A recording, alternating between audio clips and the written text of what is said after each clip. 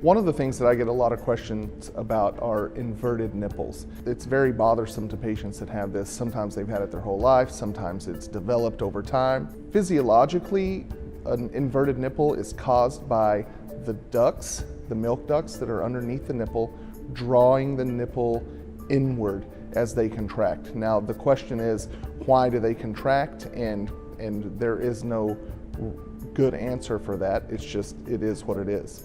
And so the treatment is basically to go in there and through a small incision, just release those ducts and allow the nipple to come back out into its normal position. Now, if you just did that, then it would probably recur as those ducts healed and pulled it back in. So we just have to do a couple simple maneuvers using sutures to close that space between the ducts so that it stays out. The risk of the procedure is minimal. The main risk being recurrence, and that's less than 2%. It will definitely affect their ability to breastfeed. It won't necessarily exclude them from doing it, but it very well could. On the counter side to that, oftentimes women will have nipples that are too large.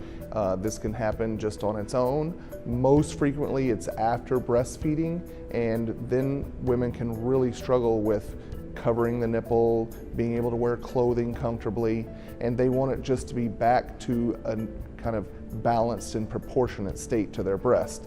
And so we perform nipple reduction surgery. It's also done under local anesthesia, also very straightforward, where we just remove a significant amount of the bulk to the nipple itself, and then we can keep an incision hidden right under the nipple. The only caveat about nipple surgery is that oftentimes it needs to be done as its own procedure. It can be a challenge to combine it with other procedures, but if we're doing any kind of surgery around the areola or any time that we're worried about blood supply, we may need to separate that nipple surgery from the other breast surgery. Patients frequently ask what their nipple sensation will be afterwards.